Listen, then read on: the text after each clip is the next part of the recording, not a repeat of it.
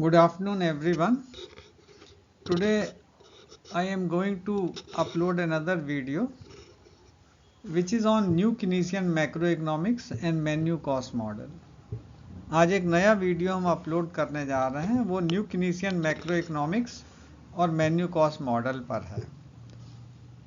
हम इस वीडियो को क्यों इस समय अपलोड कर रहे हैं उसका भी बैकग्राउंड हमने इस वीडियो में बताया है थोड़ा सा, उसको हम बाद में टेकअप करेंगे। लेकिन थोड़ा सा आपको बता दें ब्रीफ में कि अगर आप मैक्रो इकोनॉमिक्स थ्योरी को डेवलपमेंट को कंसीडर करें तो एडम स्मिथ से शुरू करें 1776 से लेके लगभग 1936 तक, जब कीन्स की किताब पब्लिश हुई। ये जो 150 साल का लगभग इतिहास है, ये क्लासिकल्स और न्यू क्लासिकल्स को बिलोंग करता था। शॉर्ट में आप क्लासिकल्स कह सकते हैं। और इनका मानना था कि प्राइजेज और वेजेस इंस्टेंटली यानी तुरंत एडजस्ट होते हैं और मार्केट हमेशा क्लियर रहता है, इक्विलिब्रियम में रहता है, यानी डिमांड और सप्लाई बराबर रहते हैं। लेकिन कीन्स ने 1936 में ये बताया कि मार्केट में रिजिडिटीज़ हैं और जिसकी वजह से बेरोज़गारी अनएम्प्लॉयमेंट उत्पन्न होता और output less than full employment पे रहता। इसी परंपरा को आगे कीनीसियंस ने आगे बढ़ाया और 1936 से लेकर लगभग 1970 तक 1970 तक कीनीसियन युग रहा। 1970 तक इट बिलोंग्स टू कीनीसियंस। लेकिन उसके बाद फिर से एक बार एक न्यू स्कूल डेवलप हुआ जिसे हम न्यू क्लासिकल्स कहते थे, NEW न्यू क्लासिकल्स। और इसमें बहुत बड़ा योगदान रॉबर्ट ल्यूकास का था। और न्यू क्लासिकल्स ने एक बार फिर एक्सपेक्टेशंस को आधार बनाते हुए कि जो सिस्टमेटिक चेंजेस हैं वो इंस्टेंटली एडजस्ट हो जाते हैं, यानी प्राइस और वेजेस तुरंत एडजस्ट हो जाती हैं अगर सिस्टमेटिक चेंजेस हों मॉनेटरी या फिस्कल पॉलिसी में। क्योंकि जो एजेंट्स हैं दे बिहेव रैशनली, क्योंकि एजेंट्स का बिहेवियर रैशनल होता है और इस वजह से प्राइजेज, अगर कोई भी सिस्टमेटिक चेंज है मॉनेटरी पॉलिसी में, उसका असर जो है आउटपुट और एम्प्लॉयमेंट पे नहीं होगा, यानी मार्केट्स वुड रिमेन क्लियर। और 70 के दशक में जब ये लगने लगा कि शायद न्यू क्लासिकल्स का एक युग लंबे समय तक रहेगा, लेकिन 1980s में एक नया ग्रुप यहाँ डेवलप हुआ, न्यू कीनीसियन जिसे कहते हैं। इन्होंने भी ये बताया कि जो प्लेयर्स हैं, इकोनॉमिक एजेंट्स हैं, वो रैशनली बिहेव करते हैं, मगर उनके रैशनल बिहेवियर की वजह से ही मार्केट में प्राइस और वेज रिजिडिटीज रहती हैं, यानी प्राइस और वेजेस तुरंत एडजस्ट नहीं होते हैं और मार्केट अनक्लियर रहता है। और इस चीज़ को बहुत अच्छे से, क्योंकि न्यू क्लासिकल्स और न्यू कीनीसियंस एक बहुत अच्छा और बड़ा ग्रुप था और जो भी बड़े विचार होते हैं उसको journal of economic literature, American economic review कही एक सिस्टर जर्नल है एसोसिएशन की, और उन्होंने उसमें 1990 में रॉबर्ट गॉर्डन का एक आर्टिकल निकला था न्यू कीनेसियन इकोनॉमिक्स पर। उन्होंने इंट्रोडक्शन में बहुत अच्छे से जो चीज़ आपको बताई न्यू क्लासिकल्स और न्यू कीनेसियंस के बारे में समअप किया है, तो उसे मैंने यहाँ पे थोड़ा सा उसका एक हिस्सा यहाँ आपको लिख के दिखाया है। आप इस स्लाइड को पढ़ना चाहे पढ़ लें, क्योंकि बहुत अच्छी लैंग्वेज यूज़ की है। और अगर आप स्किप करना चाहें तो स्किप कर सकते हैं, ये आपके ऊपर है। लेकिन हमारा सलाह ये है, क्योंकि हमें ये बहुत अच्छी लाइन लगी, इसलिए मैंने आपके आगे इंट्रोडक्शन की शुरुआत यहीं से की है। अब आइए जो हमने टॉपिक लिया है न्यू कीनेसियन और मेन्यू कॉस्ट मॉडल पर, ये क्यों हमने इस समय लिया, उसका कारण ये था कि बीच बीच में ब्रेकफास्ट पे हम लोग ब्रेड बटर लेते हैं, सभी लोग लेते हैं। और कोई अच्छी कंपनी अगर आप ले तो अमूल बहुत अच्छी कंपनी है, उसका आप ब्रेड बटर ले सकते हैं, यूज़ कर सकते हैं, या आपकी इच्छा है। I normally use bread butter of Amul और of the Danbro, जो भी मिल जाए। यहाँ पे वही चीज़ लिखी है कि जनवरी 15, अभी बहुत ज़्यादा दिन नहीं हुए हैं, अभी 15 दिन भी नहीं हुए हैं इसको बीते हुए। 15 जनवरी के पहले एकदम से अमूल ब्रेड मार्केट से गायब हो गई, और फिर मुझे डैनब्रो के यहाँ जाना पड़ा, और वहाँ पे जो 55 रुपए की ब्रेड थी वो 68 रुपए में मिली, होल व्हीट ब्रेड, यानी 13 रुपए से दाम बढ़ गए। तब मुझे समझ में तुरंत आ गया कि जो अमूल की ब्रेड सप्लाई नहीं हो रही पिछले एक हफ्ते से, यानी 15 जनवरी के पहले से लगभग एक हफ्ते से, तो कहीं ना कहीं वो प्राइस रिवाइज करना चाहते हैं। और प्राइस रिवीजन इतना आसान नहीं है, क्योंकि प्राइस चेंज करने के लिए कई बार मीटिंग्स करनी पड़ती हैं। फिर जो सप्लायर्स हैं रॉ मटेरियल के, चाहे आटा सप्लाई करें या मैदा, जो भी वो लेते हैं, वो सूजी हो, उनसे नेगोशिएशंस कई बार करनी पड़ती हैं कि वो किस रेट पे नई सप्लाई देंगे। पूरा इन्वेंट्री स्टॉक उन्हें ख़त्म करना पड़ता है, नया इन्वेंट्री स्टॉक लगाना पड़ता है, पैकेजिंग नई ब्रेड की चेंज करनी पड़ती है, उस पर नए टैग, प्राइस टैग लगते हैं। तो all this involve certain cost, और ये कॉस्ट मैनक्यू ने इसका नाम दिया menu cost, professor Mankiw, MANKIW। तो मेन्यू कॉस्ट जो है basically they are the cost involve in changing the price. जो भी बड़ी कंपनीज हैं they have to incur certain cost in changing the price, और वो चीज़ यहाँ पे लिखी हुई है कि न्यू पैकेजिंग है, न्यू प्राइस टैग्स हैं, और कुछ मैनेजरियल कॉस्ट हैं जो डिसीजन मेकिंग में लगती हैं। All these cost are included in the menu cost. और कुछ दिनों बाद, जब एक हफ्ते बाद ब्रेड की सप्लाई हुई 16 जनवरी से, तो 20 रुपये जो अमूल ब्रेड नॉर्मल ब्रेड आती थी वो 25 रुपये की, यानी 5 रुपये से दाम बढ़ गए। तो ये इस बात का सबूत है कि कहीं ना कहीं तो मेरे माइंड में स्ट्राइक किया कि वो मेन्यू कॉस्ट मॉडल जो मैनक्यू ने दिया था 1985 में, उसका जिक्र करने की अब ज़रूरत है। तो उसी को आधार मानते हुए यहाँ पे हमने मेन्यू कॉस्ट मॉडल को लिया, न्यू कीनेसियन इकोनॉमिक्स को, और इसी में लिखा in economics these cost are termed as menu cost. यानी ये जो पैकेजिंग चेंज है, रैपर चेंज है, न्यू प्राइस टैग्स हैं, कुछ मैनेजरियल कॉस्ट है जो मीटिंग्स में और सप्लायर्स से बातचीत करने में और कंप्यूटर प्रोग्राम को दोबारा नया तरीके से फीड करने में लगती हैं। और in economics these cost are known as menu cost, and company will not change price unless additional profit from price change exceeds menu cost. जब तक कि नया प्राइस इतना ज़्यादा ना हो कि वो ये जो मेन्यू कॉस्ट है इससे अधिक ना हो, तब तक कंपनी प्राइस चेंज नहीं करती।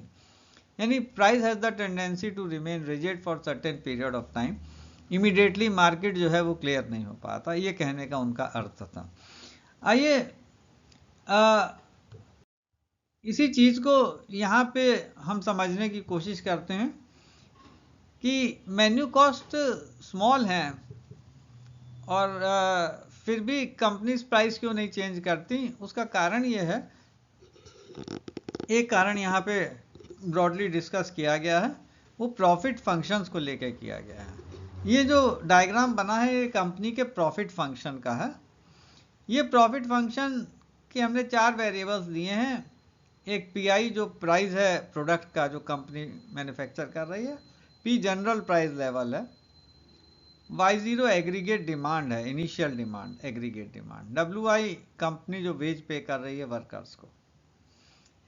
जब एग्रीगेट डिमांड बढ़ती है तो Y1 हो जाता है, या अगर इनिशियल डिमांड Y1 मान लीजिए, तो जब एग्रीगेट डिमांड कम होगी तो Y0 हो जाएगा, वो कर्व नीचे आ जाता। दोनों तरीके से आप इसको चला सकते हैं डायग्राम को। हम पहले लेंगे कि इनिशियल जो प्रॉफिट फंक्शन है वो Y0 के करस्पॉन्डिंग है। एक्स एक्सिस पे प्राइस लिया गया है PI स्टार Y0 और PI स्टार Y1, यानी जब एग्रीगेट डिमांड Y0 है तो प्राइस क्या होगा, और जब एग्रीगेट डिमांड Y1 है तो प्राइस क्या हो सकता है। और उसी के करस्पॉन्डिंग Y एक्सिस पे प्रॉफिट लिया गया है। थोड़ा ध्यान से देखिएगा, यहाँ पे प्रॉफिट्स लिए बताए गए हैं Y एक्सिस पे। क्योंकि कई लोगों का कहना है कि मेन्यू कॉस्ट बहुत स्मॉल होती हैं, कंपनी इतनी लागत को नज़रअंदाज कर सकती है, लेकिन ऐसा नहीं है। क्योंकि उनका ये मानना था, जो प्रपोनेंट्स थे मेन्यू वगैरह की, जो प्रॉफिट फंक्शन है they are flat on top, यानी जहाँ पे कंपनी प्रॉफिट मैक्सिमाइज करती है वहाँ पे वो फ्लैटर हैं टॉप पार्ट पे। और इसलिए जैसे मान लीजिए इनिशियल एग्रीगेट डिमांड के करस्पॉन्डिंग जो प्रॉफिट फंक्शन है वो पाई आई वाई ज़ीरो के करस्पॉन्डिंग है।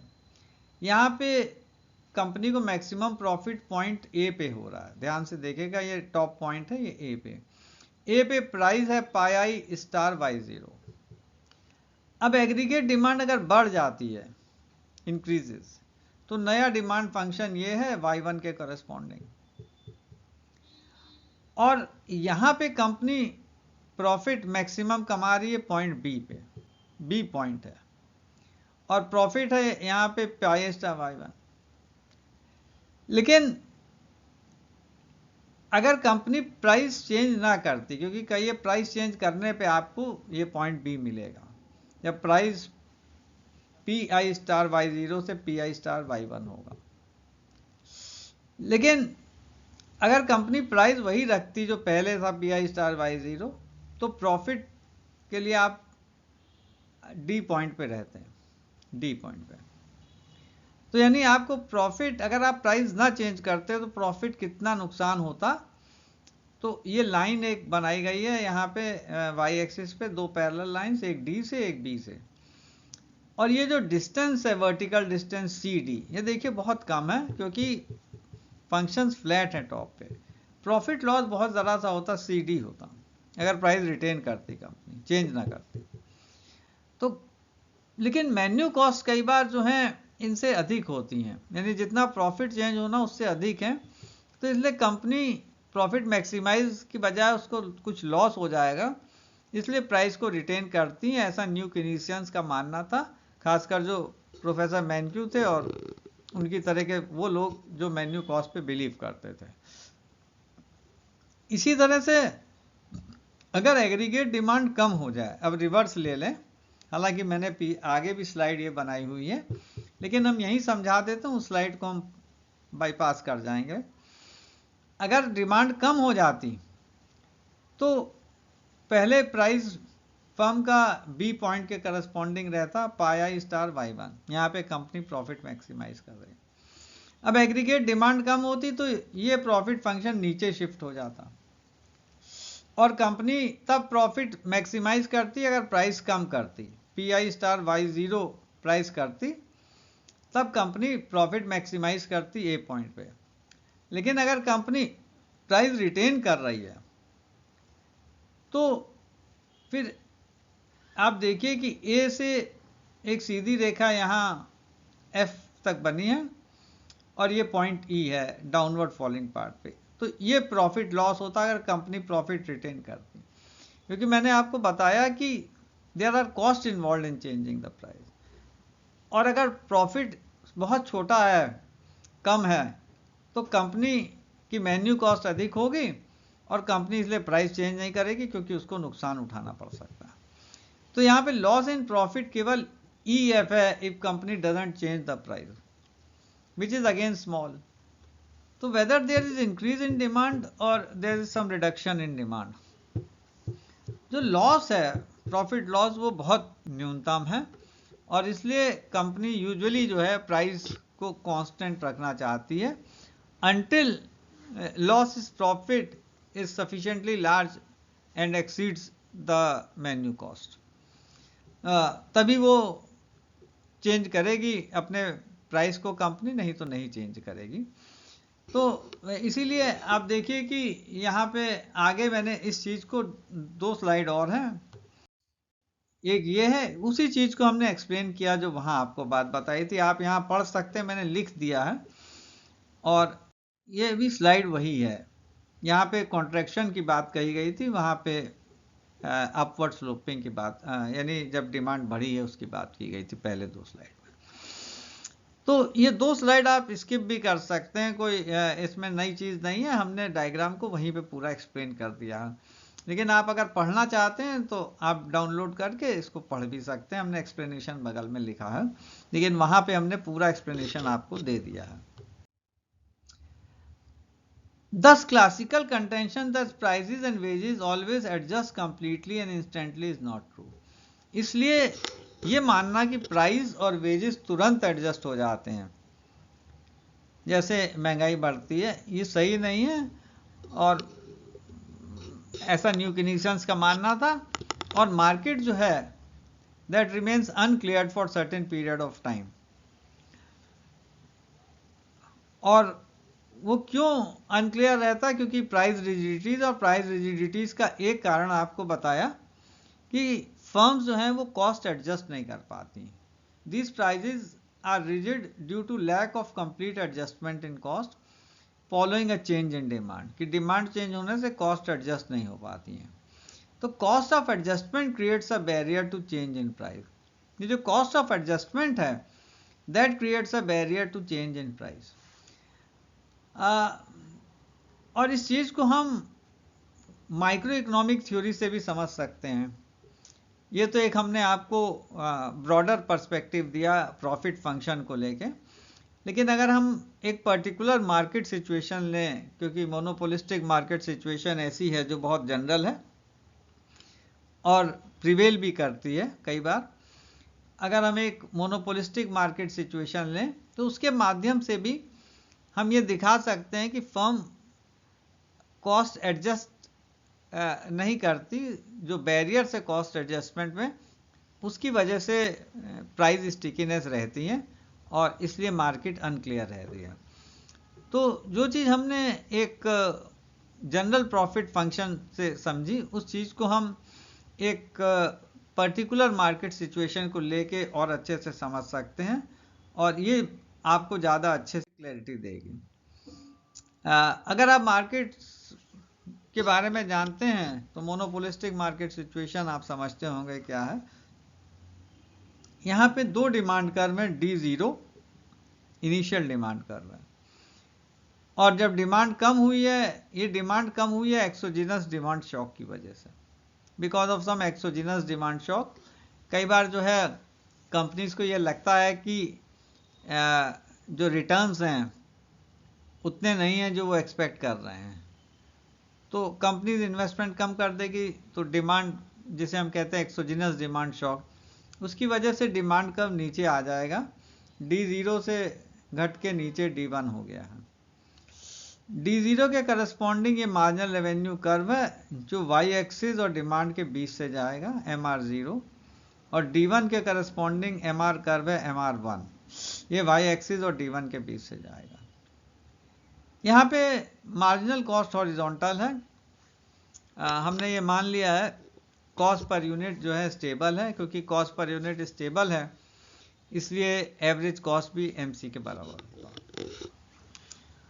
तो MC0 हमारा इनिशियल मार्जिनल कॉस्ट कर्व है, और अगर फर्म पूरी तरह से इस कॉस्ट को एडजस्ट कर ले तो आपको MC1 मिलेगा curve. If the companies are able to completely adjust the cost following the demand change, कि डिमांड चेंज करने के उपरांत यदि कंपनी पूरी तरह कॉस्ट रिड्यूस कर दे तो अब MC1 होगा। इसे हम कई बार कहते हैं रिक्वायर्ड MC1, कि डिमांड कम होने के बाद MC1 इतना होना चाहिए। लेकिन MC1 इतना होगा ये आसान काम नहीं है, क्योंकि there are rigidities in the market, उसको भी हम समझेंगे। और इसी चीज़ को हमने यहाँ पे एक्सप्लेनेशन के तौर पे लिखा है कि मोनोपोलिस्टिक मार्केट सिचुएशन है, ये इनिशियल डिमांड कर्व्स हैं और मार्जिनल रेवेन्यू कर्व्स हैं और मार्जिनल कॉस्ट कर्व हैं, और यहाँ नेगेटिव डिमांड शॉक है जिसकी वजह से डिमांड नीचे हुई है, और मार्जिनल कॉस्ट अगर इंस्टेंटली ड्रॉप हो जाए, अगर ड्रॉप हो तब मार्केट कंप्लीटली एडजस्ट होगा, नहीं तो एडजस्ट नहीं होगा। और इसी चीज़ को यहाँ हमने आगे भी एक्सप्लेन किया है कि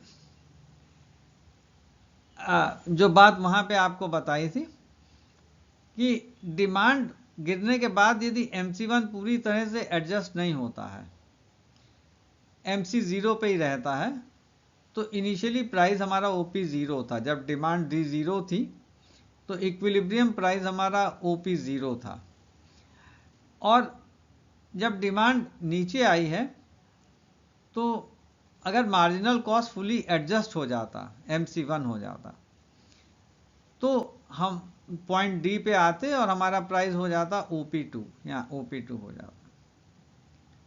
लेकिन मार्जिनल कॉस्ट तो एडजस्ट तब होगी क्योंकि मार्जिनल कॉस्ट क्या है, change in total variable cost, और वेरिएबल फैक्टर शॉर्ट रन में लेबर है। लेबर की वेजेस कम करना बहुत मुश्किल है, और अगर हम लेबर की वेजेस कम नहीं कर सकते तो मार्जिनल कॉस्ट एडजस्ट नहीं हो सकता। और अगर मार्जिनल कॉस्ट MC 0 रहता तब ऑप्टिमल प्राइस जो है वो OP1 रहता है, यानी प्राइस चेंज देखिए कितना कम हो गया, P0 P1। तो वही बात जो हमने पहले बताई थी कि प्रॉफिट फंक्शन टॉप पे फ्लैट हो जाते हैं, यानी प्रॉफिट चेंज बहुत कम हो जाता है, because there are rigidities in changing cost. अब कॉस्ट चेंज, ये जो मेन्यू कॉस्ट की बात हमने बताई कि मेन्यू कॉस्ट और स्मॉल कॉस्ट, और प्राइस कंपनी तभी चेंज करेगी अगर एडिशनल प्रॉफिट मेन्यू कॉस्ट से अधिक होंगे। यहाँ पे देखिए प्राइस चेंज बहुत कम हो गया है, और ऐसे में मेन्यू कॉस्ट इस प्राइस चेंज से ज़्यादा होगा, इसलिए कंपनी को एक्स्ट्रा प्रॉफिट नहीं होगा, company would retain the price at P0।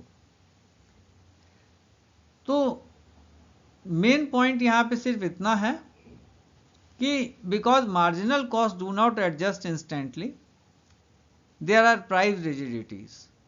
और मार्जिनल कॉस्ट क्यों नहीं एडजस्ट हो पाता, क्योंकि एक तो वेजेस आप कम नहीं कर सकते, और वेजेस कम नहीं करेंगे तो मार्जिनल कॉस्ट वही रहेगा, और वही रहने पे प्राइस में एडजस्टमेंट इतना कम होगा कि एडिशनल प्रॉफिट बहुत न्यूनतम रहेंगे, और एडिशनल प्रॉफिट अगर न्यूनतम रहेंगे तो जो कॉस्ट इन्वॉल्व है चेंजिंग द प्राइस वो अधिक हो जाएगी, जिसे मेन्यू कॉस्ट कहते हैं। तो कंपनी फिर प्राइस चेंज नहीं करना चाहिए। अगर प्राइस चेंज नहीं करेगी और डिमांड कम हो जाती है तो जो फर्म है वो पॉइंट A से B पे शिफ्ट कर जाएगी, B पे। और अगर कंपनी पूरी तरह प्राइस चेंज करती है तब वो ये पॉइंट D पे शिफ्ट होगी। तो B और D एक इम्पॉर्टेंट पॉइंट्स हैं, इनका जिक्र हम आगे करेंगे, क्योंकि अगर कंपनी प्राइस नहीं चेंज करती तो उसकी वजह से जो इकॉनमी है उसको बहुत नुकसान, यानी सोशल कॉस्ट बहुत हाई होंगे, उसका खमियाजा पूरी इकॉनमी को भुगतना पड़ता है। अगर प्राइस चेंज कर देते तो वो खमियाजा इकॉनमी को नहीं भुगतना पड़ता, यानी इकोनॉमिक वेलफेयर में लॉस बहुत सिग्निफिकेंट है और आउटपुट और एम्प्लॉयमेंट में लॉस होगा, ये कहने का मतलब है अगर कंपनी प्राइस चेंज नहीं करती। अब कर देती तो आउटपुट और एम्प्लॉयमेंट जो है कंपनी का वो गिरने से बचता, इसके अलावा जो इकोनॉमिक वेलफेयर है वो भी इम्प्रूव होती। तो इस चीज़ को हम आगे मेन्यू कॉस्ट मॉडल से समझेंगे, क्योंकि यहाँ पे हमने दो बातें आपको बता दी कि मार्जिनल कॉस्ट तभी बदलती है अगर वेजेस कम होती, और वेजेस कम करना संभव नहीं है क्योंकि उसके लिए न्यू कीनेसियंस ने एक और अलग मॉडल दिया, एफिशिएंसी वेज मॉडल, उसको हम बाद में डिस्कस करेंगे। और अगर कंपनी मार्जिनल कॉस्ट रिटेन करती तो प्रॉफिट वहाँ पे मैक्सिमाइज होता, उसके लिए प्राइस चेंज बहुत कम होता, और प्रॉफिट में एडिशनल प्रॉफिट ज़्यादा नहीं मिलता कंपनी को, उससे ज़्यादा उसे मेन्यू कॉस्ट खर्च करनी पड़ती प्राइस को चेंज करने के लिए, तो नेट कंपनी को लॉस होता उसकी वजह से। तो ऐसे में कंपनी जो है menu cost, because they are menu cost involve in changing the price, इसलिए प्राइस रिजिड रहते हैं। और अगर प्राइस रिजिड रहेंगे तो मैंने आपको बताया कंपनी जो फर्म है वो पॉइंट A से पॉइंट B पे शिफ्ट कर जाएगी, D पे नहीं शिफ्ट करेगी। तो अगर कंपनी अगर B पे फर्म शिफ्ट करती है तो सोसाइटी को उससे बहुत लॉस है, और जो कि अगर पॉइंट डी पे अगर शिफ्ट करती तो सोसाइटी को उतना लॉस नहीं होता। तो बी और डी पॉइंट्स का हम कंपैरिजन करेंगे।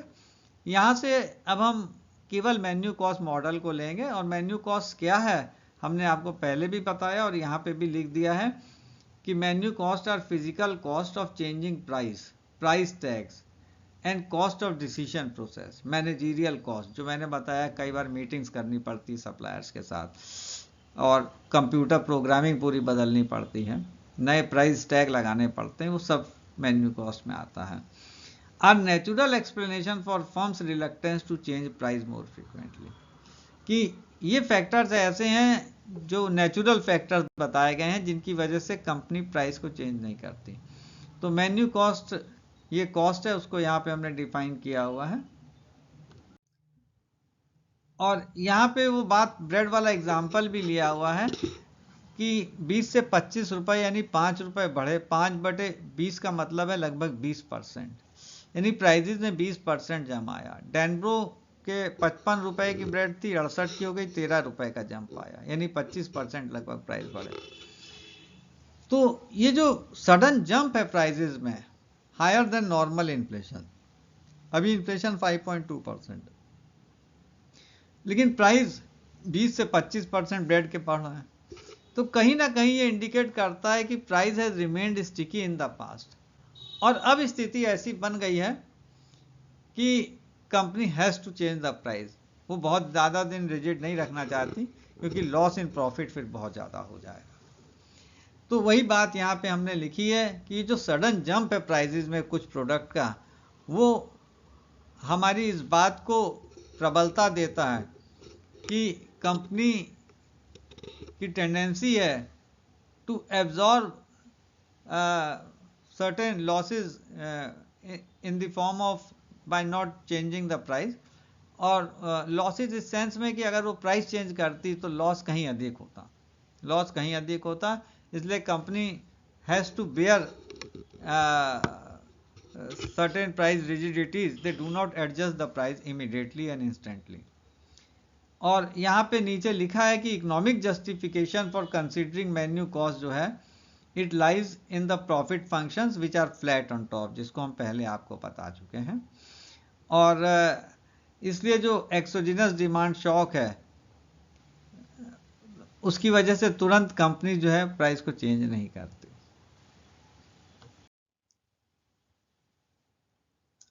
यहाँ पे इस स्लाइड में उस बात को बताया हमने जो पहले बताई थी कि menu cost appears to be small but it dissuade firms from changing price, resulting significant cost on society rather than on price setting agents.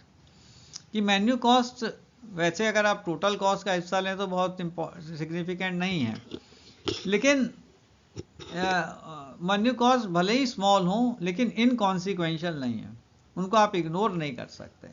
इसीलिए firm has to wait for certain time period before changing the price due to fall in demand.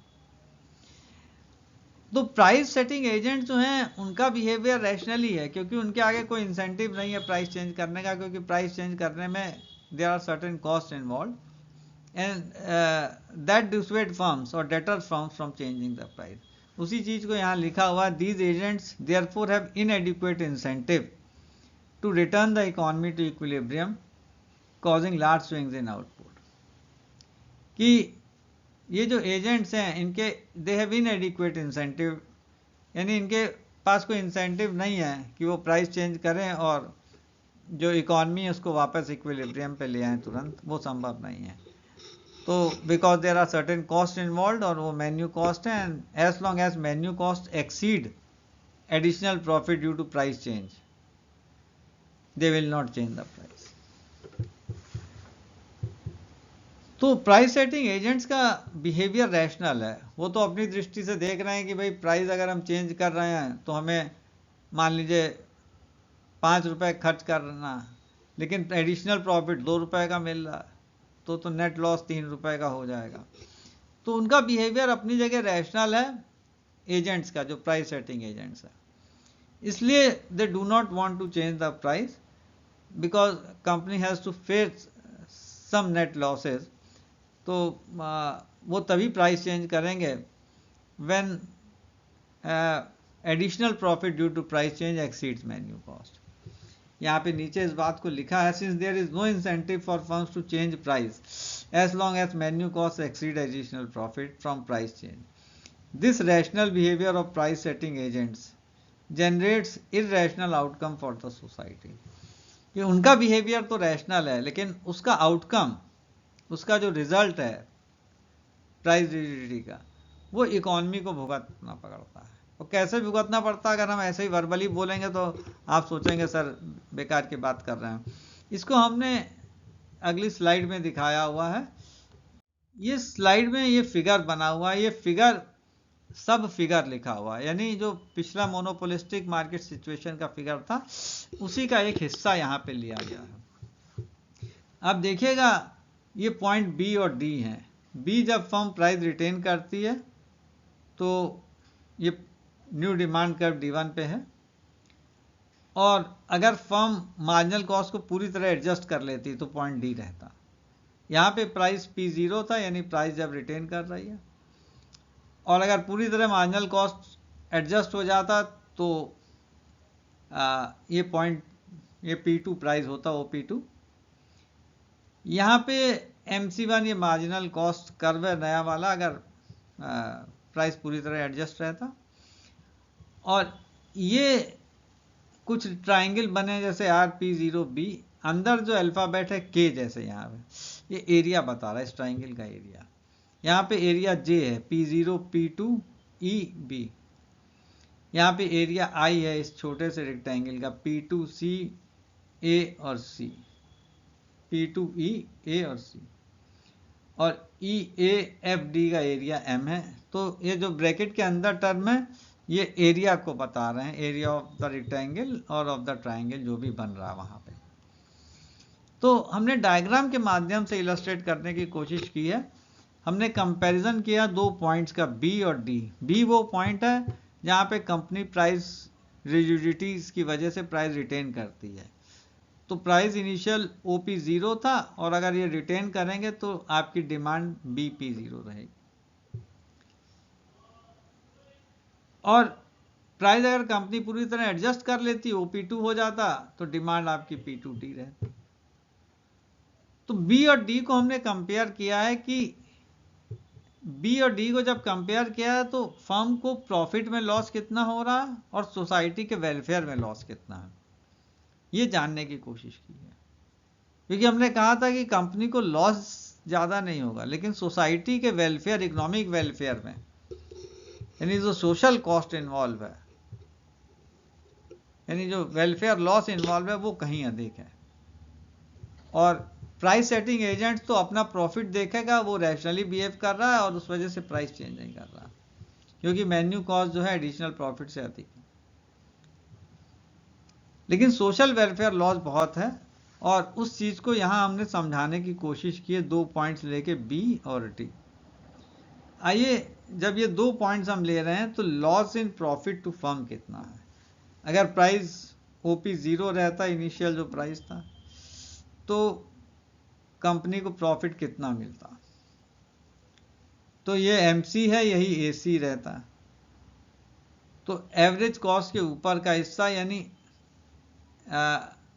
अगर company price P0 रखती तो यहाँ पे जो area है I+J, अगर price initial रखती है I+J यहाँ पे लिखा हुआ, अगर प्राइस रिटेन रखती, और अगर प्राइस चेंज करती तो ये पहला वाला पार्ट है, तो कंपनी को प्रॉफिट मिलता I+M, क्योंकि एवरेज कॉस्ट के ऊपर का हिस्सा। तो ये 2 एरिया रेक्टेंगल हैं, इनका एरिया I+M। तो प्राइस रिटेन करने से किसको लॉस हो रहा है कंपनी को, वो आप देख लीजिए, I+M minus I+J, I cut जाएगा, M-J, ये जो एरियाज हैं M-J, इसके बराबर केवल कंपनी को लॉस होगा प्रॉफिट का। यानी कम लॉस है, बहुत अधिक लॉस नहीं है, ये कहने का मतलब है। Loss is very little.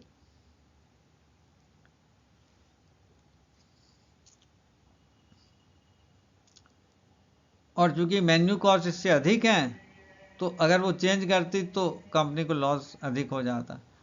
तो आइए सोसाइटी के वेलफेयर में लॉस कितना है, लॉस इन टोटल सरप्लस, यानी कंज्यूमर प्लस प्रोड्यूसर सरप्लस। अगर आप मान लीजिए पॉइंट डी पे हैं, क्योंकि पहले एरिया हमने डी का लिया हुआ है, तो कंज्यूमर सरप्लस कितना होता है। जब पॉइंट डी पर हैं आप, तो विलिंगनेस टू पे डी बाई 0 है या OP2 है। और इससे पहले जितना एरिया है ये के जे एल, के प्लस जे, ये कंज्यूमर सरप्लस है अगर आप पॉइंट डी पे होते हैं। और अगर प्राइस रिटेन करते तो एरिया कितना है कंज्यूमर सरप्लस का के, और प्लस यहाँ पे जो प्रोड्यूसर सरप्लस अगर आप लें तो कॉस्ट के ऊपर का हिस्सा आई प्लस जे, तो के प्लस आई प्लस जे ये टोटल कंज्यूमर और प्रोड्यूसर और कंज्यूमर प्लस प्रोड्यूसर सरप्लस है। इनको घटा दीजिए, एल प्लस एम लॉस आएगा ये। तो सोसाइटी का लॉस कहीं अधिक है as compare to loss in the profit of firm. तो thus welfare loss to society is substantial while profit loss is not significant for not changing the price at P0। कि welfare loss जो है society का बहुत अधिक है, बहुत substantial है, लेकिन प्रॉफिट लॉस उतना सिग्निफिकेंट नहीं है। और अगर वो प्राइस चेंज करती तो लॉस इससे अधिक होता। इसलिए फर्म जो rational setting price setting agents हैं, they want to keep price fixed because and keeping this price fixed imposes greater cost on society in terms of loss in economic welfare as shown by the area L plus M। यानी society का loss बहुत अधिक है, जो area L plus M है इतना loss होता। और इसकी वजह से this leads to large swings in output and output decline significantly from O/0 to O/स्टार। ये इनिशियल आउटपुट था O/0, अब है O/स्टार। और यहाँ पे एक दूसरी बात फिर नीचे लिखी कि large swings in output because of no price change by one firm becomes more conspicuous. अगर आप एग्रीगेट इकोनॉमी लेंगे तो इट बिकम्स मोर कॉन्स्पिकुअस। जो आउटपुट डिक्लाइन है for the economy as a whole लिखा हुआ है, becomes more conspicuous for the economy as a whole when inter firm purchases are also considered. क्योंकि जो फर्म इस कंपनी का रॉ मटेरियल ले रही है उसका प्राइस फिक्स्ड है, तो वो कंपनी भी अपने प्राइस कम नहीं कर रही, और प्राइस कम नहीं करेगी तो उनका भी आउटपुट श्रिंक हो जाएगा। तो टोटल लॉस इन आउटपुट और एम्प्लॉयमेंट बहुत अधिक है। यहाँ पे नीचे लिखा in such case failure of one firm to reduce price following contraction in demand prevent cost of other firm from following. कि बाकी फर्म भी अपना दाम कम नहीं करते, तो इसकी वजह से जो है टोटल इकोनॉमिक वेलफेयर में लॉस और total loss in output employment वो बहुत अधिक है। वही चीज यहाँ लिखी है, this reduces other firms incentive to cut prices causing overall output to decline considerably. अब यहाँ पे लास्ट में दो एक छोटी बातें हैं, वो ये है कि usually macro economic impact of one firms price reduction कि एक टर्म है aggregate demand externality. Aggregate demand externality का मीनिंग यहाँ बताया है कि अगर एक फर्म अपना प्राइस रिड्यूस करती तो it provide stimulus to demand of other firms. तो बाकी फर्म्स के प्रोडक्ट की डिमांड बढ़ती, क्योंकि फर्म की कुछ रियल इनकम बढ़ती, कंज्यूमर्स की रियल इनकम बढ़ती और वो और प्रोडक्ट्स को खरीदता, और बाकी फर्म्स भी प्राइस रिड्यूस करती तो रियल इनकम और ज़्यादा बढ़ती, तो और डिमांड बढ़ती ओवरऑल। तो यहाँ पे ये कहता है कि ये जो इफेक्ट है macro economic impact of one firm price reduction provides stimulus to demand of other firms product and is called aggregate demand externality. यानी एक फर्म की कीमत कम करने से जो बाकी फर्म की डिमांड पे असर पड़ता है बढ़ने का, उसे हम एग्रीगेट डिमांड एक्सटर्नैलिटी कहते हैं। लेकिन according to new Keynesians menu cost makes price sticky. Menu cost की वजह से प्राइस चेंज नहीं होता है, and this stickiness prevent society from reaping the benefits of aggregate demand externality. कि इसकी वजह से, स्टिकीनेस की वजह से it prevent society from reaping the benefits of aggregate demand externality, उसके बेनिफिट्स वो नहीं उठा पाता। This in fact imposes large cost on society in terms of reduce surplus output and employment, और इसके कारण जो है इसका असर इकोनॉमिक वेलफेयर पे भी है, आउटपुट पे है और एम्प्लॉयमेंट पे है। ये एक महत्वपूर्ण बात कही अंत में कि जो नॉन रिडक्शन इन प्राइस है, प्राइस स्टिकीनेस, उसकी वजह से एग्रीगेट डिमांड एक्सटर्नैलिटीज जनरेट नहीं हो पाती हैं, और उसके न जनरेट होने से जो टोटल लॉस इन आउटपुट है, एम्प्लॉयमेंट है और इकोनॉमिक वेलफेयर है, वो बहुत सब्सटेंशियल होता, बहुत अधिक होता। और ये भी कहा कीनीसन ने कि यही मूल कारण है कई बार जो इकोनॉमी में रिसेशन आता है, या जो एक्चुअल आउटपुट है वो पोटेंशियल आउटपुट के नीचे चली जाती है। अब एक कंक्लूडिंग ऑब्जर्वेशन है जो न्यू कीनीसियंस का मानना था, वहाँ पे थोड़ा सा एसिमेट्री है between contraction and expansion in demand. ये उनका पर्सनल व्यू है, हालांकि मैं बहुत ज़्यादा इससे सहमत नहीं हूँ, कि new Keynesians were also of the viewpoint, एक तो एग्रीगेट डिमांड एक्सटर्नैलिटी की उन्होंने लास्ट बात की, और एक फाइनल पॉइंट उनका ये था कि new Keynesians were also of the viewpoint that an expansion in aggregate demand reduces welfare by no more than menu cost. जैसे यहाँ डिमांड कम हुई है, उसका इम्पैक्ट बताया है, वो बहुत अधिक है, बहुत लार्ज है। लेकिन अगर डिमांड एक्सपेंशन होता तो वेलफेयर लॉस मेन्यू कॉस्ट के बराबर होता, या वेलफेयर उससे अधिक भी हो सकता था, और may even increase welfare as prices are rigid downward only, not upward. क्योंकि जो प्राइस स्टिकीनेस है मेनली डाउनवर्ड रिजिडिटी है, लेकिन ऐसा है नहीं वास्तव में। अपवर्ड भी अगर इंक्रीज है तो वो फर्म तुरंत नहीं करती है। लेकिन उनका ये मानना था कि देयर इज एसिमेट्री, और एसिमेट्री का कारण उन्होंने दिया कि जो प्राइजेज हैं और जो वेजेस हैं वो डाउनवर्ड रिजिड है, अपवर्ड उतना रिजिड नहीं है।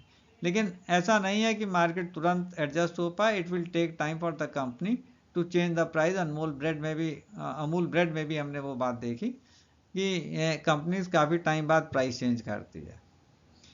दस venue cost model besides explaining price rigidity, ये न्यू कीनीसियंस का कहना था, in the event of fall in demand also displays asymmetry between contraction and expansion in demand, कि अगर डिमांड एक्सपेंशन है तो कंपनी ज़्यादा जल्दी प्राइस बढ़ा देती है, लेकिन तुरंत नहीं बढ़ाएगी, ये याद रखिएगा।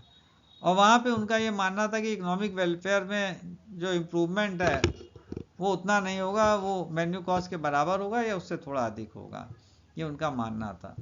लेकिन डाउनवर्ड रिजिडिटी है वहाँ पे, economic loss, welfare loss, economic welfare loss in terms of total surpluses वो बहुत अधिक है, और उसी की वजह से आउटपुट श्रिंक करता है और एम्प्लॉयमेंट श्रिंक करती है। तो ये कंक्लूडिंग पार्ट है इस मेन्यू कॉस्ट थ्योरी का। और आप बताइएगा लेक्चर आपकी समझ में आया या नहीं आया, अपना फीडबैक दीजिएगा, क्योंकि हम तो लेक्चर अपलोड करते हैं, अगर आप ना समझें तो आप हमें बताइएगा क्या प्रॉब्लम्स हैं। लेकिन पढ़िएगा, सुनिएगा, एक अच्छा पार्ट है। इसके बाद एफिशिएंसी वेज मॉडल है जिसको हम बाद में आप अपलोड करेंगे, और अपना फीडबैक ज़रूर दीजिएगा, क्योंकि वही एक हमारा सोर्स है जो हमें मॉरल एनकरेजमेंट देता है।